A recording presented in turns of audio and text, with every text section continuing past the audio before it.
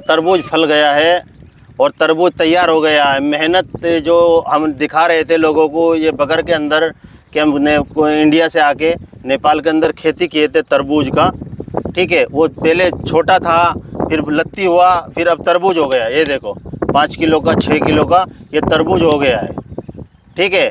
अब इसका मंडी में जाना अनिवार्य है क्योंकि ये 10 रोज़ के अंदर अंदर मंडी में जाना शुरू हो जाएगा अब से। पर इसका प्राइस अब इंडिया से भी सस्ता यहाँ रेट मिल रहा है हमको, ठीक है। अब ये तरबूज की क्वालिटी है। अब इंडिया से अगर आप लाओगे वो 3 दिन या 4 दिन लगता है यहाँ आने लाने में। बंसार कराओ, वहाँ गाड़ी खड़ी रहेगा, यहाँ उतरेगा। तो उसका अंदर का जो सिस्टम है पानी का पोर्ट होता है, इसके अंदर पानी होता है, उसका ही स्वाद होता है, उसका ही मज़ा आता है।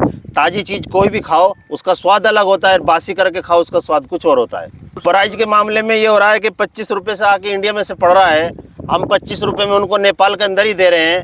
तब भी कस्टमर ये कह रहा है कि नहीं यार महंगा लगा रहे हैं। योजना के मुताबिक जैसा हम सोच रहे थे कि ये लगाए हैं हम, इतना उग जाएगा, इतना उगा इतना ही है।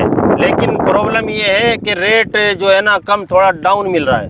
अब ऐसे डाउन मिलेगा, इंडिया के अंदर जो चीज़ है वो सस्ता मिलता है हमको, मल खाद दवाई वगैरह, यहाँ पर वही चीज़ दुगने रेट पे मिल रही है। तो इसलिए ये है कि यहाँ से थोड़ा सा और अच्छा ताज़ा मिलेगा। अब यहाँ से आप लोडिंग कराइए तो शाम तक किसी भी मंडी में, कल सुबह मंडी करा देगा। काठमांडू ले जाइए, डांग ले जाइए, सुरखेत ले जाइए, नारायण घाट ले जाइए, कहीं भी आप ले जा सकते हैं पूरे नेपाल के अंदर। सुबह लोडिंग यहाँ से चालू होगा, 2 बजे तक लोडिंग छोड़ो आप, तो उसके बाद में आपका पूरे नेपाल के अंदर कहीं भी जा सकता है। ये महसूस किया है भाई, मान लो यहाँ से हमारा पहले यहाँ से क्या है दरता बनानी पड़ती है, ठीक है, नागरिकता नहीं है हमारे यहाँ का, तो इसलिए कृषि से हमारा कोई भी मान लो जोड़ गठन नहीं हुआ है। अगर कृषि हमको देती तो फिर तो हम थोड़ा सस्ते में लगाने के सस्ते में पहुँच जाते। अब सब कुछ हमने मान लो महंगा लगाया है। जो बोरा यूरिया का इंडिया में मान लो 300 रुपये का मिलता है, वो यहाँ से 1050 का है। इंडिया में नेपाली लगाओ तो उसको 500 रुपया बैठा, तो डबल रेट पे हर चीज़ लगा है।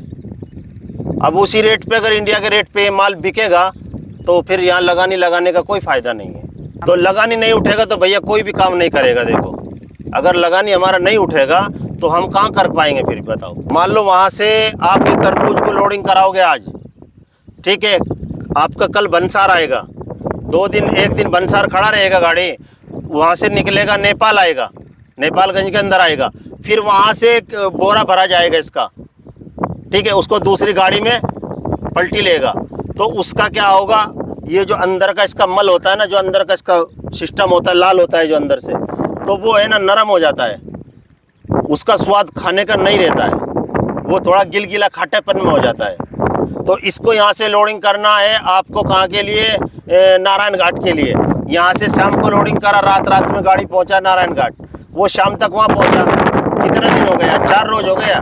4 रोज़ के बाद में नारायण घाट के पिपारी में पहुँचा 5वें रोज़ सुबह का टाइम, वो लगाएंगे 6ठे दिन ग्राहक के पास पहुँचेगा।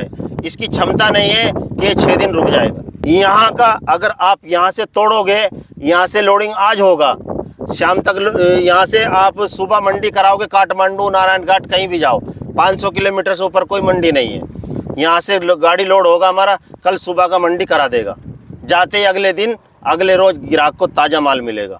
इसको काटोगे बहुत अच्छे से स्वाद आएगा, लेने वाले को भले ही 1 रुपया महंगा मिले लेकिन उसका खाने का वसूल हो जाएगा पैसा।